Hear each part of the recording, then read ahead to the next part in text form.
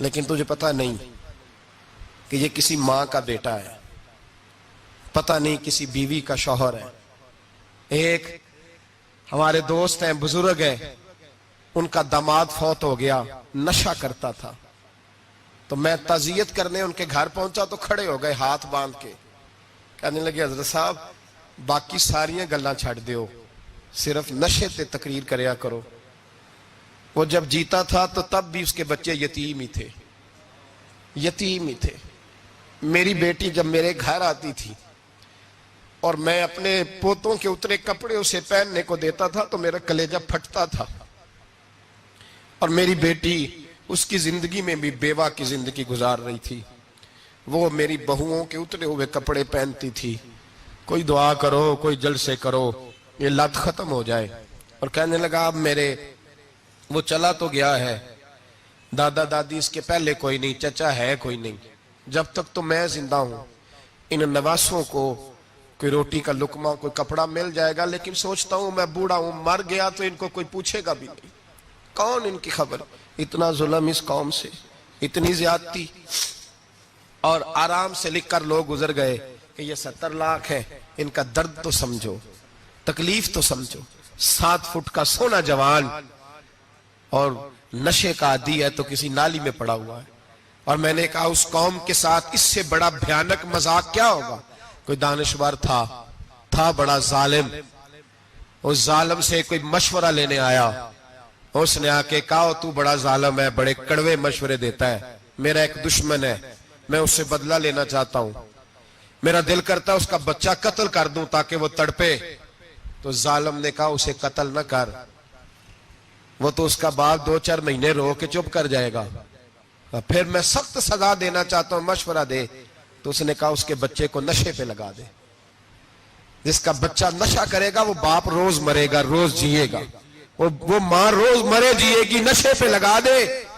اس قوم کے ساتھ سب سے بڑا ظلم یہ ہوا کہ ملت کا جوان نشے پہ لگ گیا، ڈرگز پہ لگ گیا، اتنے تباہ حالات ہوئے کہ جوان چڑھتی جوانیاں، اماں نے کتاب دے کے بھیجا تھا، اور کالج سے واپس آئے تو نشے کے ٹیکے ہاتھوں میں پکڑے ہوئے، ٹیکے۔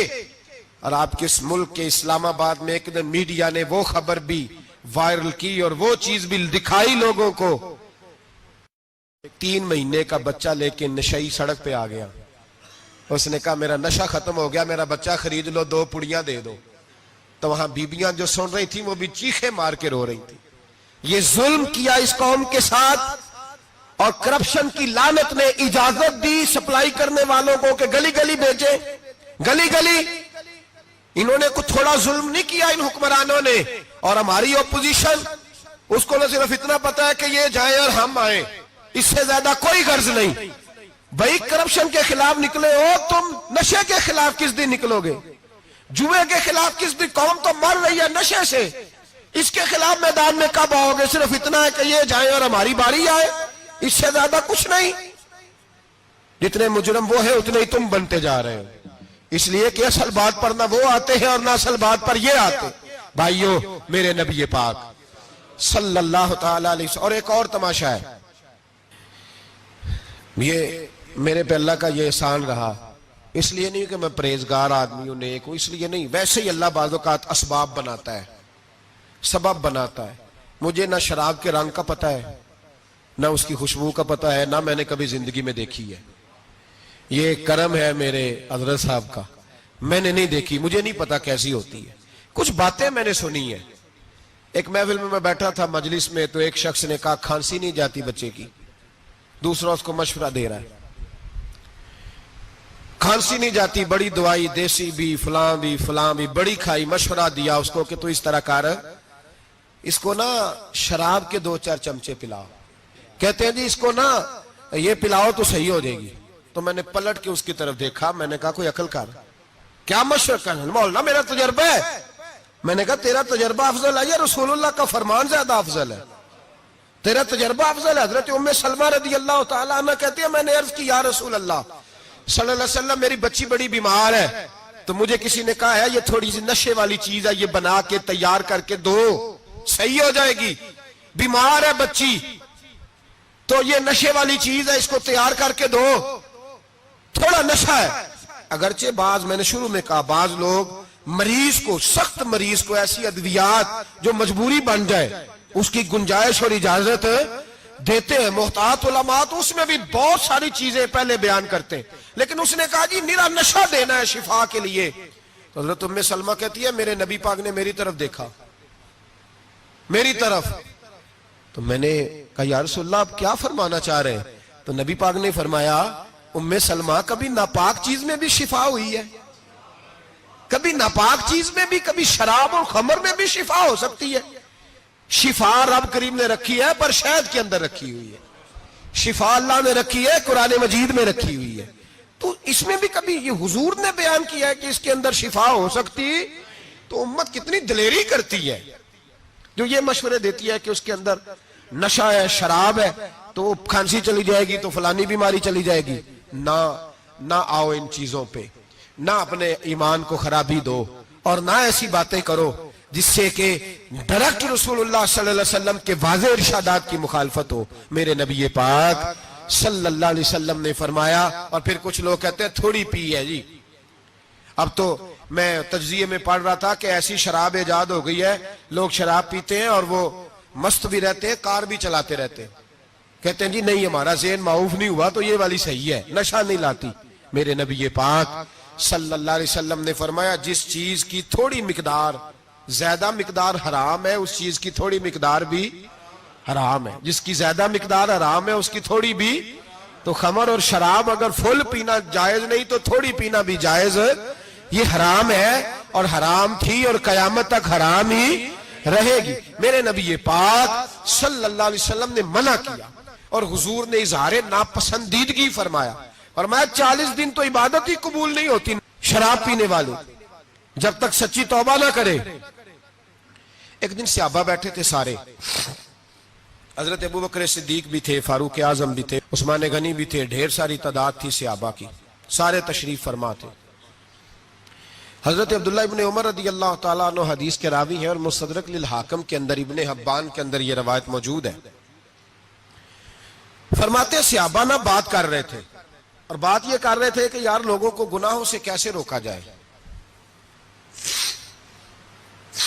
لوگوں کو گناہوں سے گفتگو. صحابہ یہ کر رہے تھے, عبداللہ ابن عمر کہتے ہیں بیٹھے تھے اور جو گفتگو کر رہے تھے کہ گناہوں سے پلاننگ جی ہوتی تھی, ان کی جو محفلیں ہوتی تھی نا بیٹھ کے, وہ خوش گپیاں نہیں ہوتی تھی بلکہ وہ تبلیغ کی, جد و جہد کی, لوگوں کو برائی سے منع کرنے کے لیے بیٹھتے تھے, اس پر منصوبہ بندی کرتے تھے, پلان کرتے تھے, آگے ترتیب دیتے تھے. گفتگو ہو رہی تھی تو اب آپس میں بات ہونے لگی کہ کون سا گناہ زیادہ برا ہے جس پر سب سے پہلے کام کیا جائے. تو دور ایک صحابی بیٹھے تھے, ان کا نام تھا عبداللہ ابن عمر. ایک عبداللہ بن عمر ہے اور ایک عبداللہ ابن عمر ہے. حضرت عبداللہ ابن عمر دور بیٹھے تھے, بڑے سمجھدار سیانے باریک بین آدمی تھے. تو حضرت عمر فاروق اپنے بیٹے سے کہنے لگے جا عبداللہ ابن عمر سے پوچھ کے آ کہ سب سے سخت گناہ کون سا ہے. توجہ ہے میرے بھائیوں, ادھر دیکھیے گا میری جانب, پوچھ کے آ کہ سخت گناہ کون سا ہے. عبداللہ بن عمر رضی اللہ تعالیٰ عنہ کی خدمت میں جب عبداللہ ابن عمر گئے تو جا کے کہنے لگے کہ صحابہ پوچھتے ہیں کہ آپ نے زیادہ وقت گزارا ہے نبی رحمت صلی اللہ علیہ وسلم کے پاس, تو بتلائیے برا گناہ کون سا ہے, سب سے سخت گناہ, تاکہ سب سے پہلے اس پر پابندی لگائی جائے, اس پر محنت کی جائے. تو حضرت عبداللہ ابن عمر کہنے لگے صحابہ کو جا کے بتا دو کہ سب سے برا گناہ شراب پینا ہے, سب سے برا گناہ, اور یہ ام الخبائث ہے, برائیوں کی جڑ ہے, گناہوں کی ماں ہے, یہ بنیاد ہے, باقی گناہ اسی سے شروع ہوتے ہیں. کہتے ہیں میں نے آ کے بتایا تو حضرت ابو بکر صدیق رضی اللہ تعالیٰ عنہ سیدنا فاروق اعظم کہنے لگے خود جاتے ہیں, ان کے پاس خود جاتے ہیں, چونکہ ہم نے بات سننی ہے ہم خود جاتے ہیں اور ان سے جا کر کے سوال کرتے ہیں کہ اگر آپ کو اس تفصیل کا پتہ ہے نا تو اس کے پیچھے بھی کوئی تفصیل ہوگی جو میرے نبی پاک نے بیان کی ہوگی صلی اللہ تعالی علیہ وسلم, اس تفصیل کا بھی آپ کو پتہ ہوگا جو نبی پاک نے بیان کی ہوگی, اس بات کے پیچھے جو بیک گراؤنڈ ہے, جو پس منظر ہے. فرماتے ہیں کہ ہم اٹھے, عبداللہ ابن عمر کے پاس گئے, ان سے جا کے پوچھا کہ جناب آپ نے یہ تو فرمایا ہے شراب ام الخبائث ہے, تو اس کے پیچھے پس منظر کیا ہے؟ تو عبداللہ ابن عمر کہنے لگے یہ میں نے اپنے پاس سے نہیں کہا, یہ میں نے نبی پاک سے سنا ہوا ہے حضور سید عالم صلی اللہ علیہ وسلم بیٹھے تھے تو حضور نے فرمایا شراب یہ نشہ یہ برائیوں کی ماں ہے. اور پھر حضور نے ایک مثال بیان فرمائی. نبی رحمت علیہ السلام نے فرمایا بنی اسرائیل کا ایک واقعہ ہے. ایک خوبصورت جوان تھا تو ایک عورت کا دل آ گیا اس پر. یہ یاد رکھ لیں, ہم لڑکوں کو منع کرتے رہتے ہیں لیکن ہمیں گھر کی بچیوں پر بھی توجہ دینی ہوگی, ہمیں ان کے فون پر بھی نگرانی کرنی ہوگی, ہمیں وہاں بھی غور کرنا ہوگا. اس لیے کہ اگر کوئی بچی گنجائش نہ دے تو میرا خیال ہے کہ لڑکا جرت کرنے کی طاقت نہیں رکھتا. تو وہاں بھی ان کی اماں سے کہے کہ پابندی لگائے, بچی کسی کا موبائل لے کر کے کہیں اس کو استعمال تو نہیں کر رہی, اس پودے پر بھی توجہ دے, درخت بننے سے پہلے اس کی بھی نگرانی کریں, یہ بھی بڑا ضروری کام ہے. عورت کا دل آ گیا تو نبی پاک علیہ الصلوۃ والسلام فرماتے اس نے کوئی بہانہ لگایا, کسی کو کہا کہ اس نوجوان کو بلا کے لاؤ, اس کو کہو کہ ہم نے کوئی گواہی لینی ہے تجھ سے. وہ نوجوان آیا, ایک کمرے میں داخل ہوا تو اگلے کمرے میں لے گئے, وہاں داخل ہوا تو اس سے اگلے کمرے میں لے گئی, وہ داخل ہوا تو اسی طرح 7 مکفل کمروں میں لے گئی. میرے کریم رسول میرے محبوب پاک علیہ السلام فرماتے ہیں, صحابہ کو سمجھا رہے ہیں میٹھے لب و لہجے میں, فرماتے ہیں جب سب سے پچھلے کمرے میں لے گئی تو ایک لڑکا بندھا ہوا تھا وہاں رسیوں سے, شراب کا پیالہ پڑا ہوا تھا. اور بی بی کہنے لگی کوئی گواہی شواہی نہیں لینی, تجھے اس لیے بلایا ہے کہ تیرے اوپر دل آ گیا ہے, اب میرے ساتھ منہ کالا کر. تو وہ جوان کہنے لگا نہیں, میں نے اپنے نفس کو پاک رکھا ہوا ہے, میری نظر بھی پاک ہے, دل بھی پاک ہے, اور اس کی برکت یہ ہے کہ رب نے میری روح کو بھی پاک رکھا ہوا ہے, تو میں یہ حرکت نہیں کر سکتا. پاک لوگ پلید کاموں کی جانب توجہ نہیں کرتے, میں یہ حرکت نہیں کر سکتا. اقبال نے اپنے بیٹے کو دعا دی تھی, اس نے کہا تھا حیا باقی نہیں ہے زمانے کی آنکھ میں, خدا کرے کہ رہے تیری جوانی بے داغ, خدا کرے کہ رہے تیری جوانی بے داغ. کہا میرے ساتھ منہ کالا کر, اس نے کہا میں نہیں کرتا. کہنے لگی چل پھر اس کو قتل کر, اس کو میں نے باندھا ہوا. اس نے کہا میں قتل کیوں کروں, میری کیا دشمنی ہے. کہا پھر شراب پیو, کہا میں شراب بھی نہیں پیتا. تو کہنے لگی اب تو میں نے تجھے اپنے چنگل میں پھانس لیا ہے, اب تو یہاں سے بچ کے جا نہیں سکتا, اور اگر تو باہر جائے گا تو میں شور کروں گی, لوگ جمع کروں گی, اس نے میری عزت آبرو پہ ہاتھ ڈالا ہے, تو بچ تو نہیں سکتا, ایک کام تو کرنا پڑے گا. محبوب فرماتے ہیں اس نوجوان نے سوچا کہ زنا بھی بہت بڑا جرم ہے, قتل بھی بہت بڑا گناہ ہے, چلو اب مجبوری ہے تو شراب پی لیتا ہوں. لیکن وہ سمجھا نہ کہ شراب تو بنیاد ہے. اس نے ایک پیالہ جو پیا, کہنے لگا ایک اور دے دو, دوسرا پیا تو کہنے لگا ایک اور دے دو. اب 3 پیالے 3 بوتلیں شراب جو پی چکا تو خماری چڑھ گئی. اب اس عورت کے قریب جانے لگا کہ میں تیرے ساتھ زنا کروں گا. اس نے کہا جب تک میں قریب نہیں آنے دوں گی جب تک تو اسے قتل نہ کرے. اس نے اسے قتل بھی کیا, زنا بھی کیا. تو محبوب فرمانے لگے یہ قتل اور زنا جو ہوا ہے تو یہ شراب کی وجہ سے ہوا ہے. گویا شراب وہ جرم ہے جو قتل بھی کرائے گی, جو زنا بھی کرائے گی. اور اگر آپ نشئی کو دیکھیں, اگر آپ شرابی کو دیکھیں تو کیا وہ ڈکیتیاں نہیں کرتا پھرتا, وہ چوریاں نہیں کرتا, وہ اپنی ہی ماں کا زیور نہیں بیچ آتا, وہ اپنی ہی بہن کا پڑا ہوا جہیز نہیں بیچ آتا, وہ اپنے ہی گھر میں ڈاکے نہیں ڈالتا, وہ اللہ کے گھر مسجد میں آ کر کے چوری نہیں کرتا. وہ صرف اس لیے کرتا ہے کہ یہ نشہ, یہ شراب, یہ ماں ہے گناہوں کی, یہ جڑ ہے. ملت کے لوگوں یاد رکھو, اس امت اس پاکستان کے ساتھ جہاں بہت سارے ظلم ہوئے, وہاں بڑا ظلم یہ ہے کہ بہت بڑا طبقہ جوانوں کا نشے کا عادی ہے. وہ نشہ انہیں عشق مجازی اور عورتوں کے عشق کی جانب لا رہا ہے. وہ نشہ چوریاں کرا رہا ہے, قتل کرا رہا ہے, ڈکیتیاں کرا رہا ہے. بہت بڑے ظالموں نے بہت بڑے ہاؤس بنائے ہوئے ہیں جن کے اندر شراب فراہم کی جاتی ہے, نشہ دیا جاتا ہے. میں نے تو ایسے ایسے لفظ سنے کہ الیکشن کے دنوں میں ووٹ لینے کی خاطر سیاستدان انہیں نشہ فراہم کرتے ہیں, انہیں باندھ کے رکھتے ہیں, روز تمہیں پڑیا ملے گی, ووٹ ہمیں ڈالنا. اتنا ظلم, اتنی زیادتی, اتنا جبر, ایک انسان کے ساتھ کھیلنا. لوٹ آؤ, پکڑو ان کا دامن, اپنے گھروں کو بچاؤ. اپنے دوستوں کو بچاؤ. جاگو جاگو امت کے لوگوں جاگو.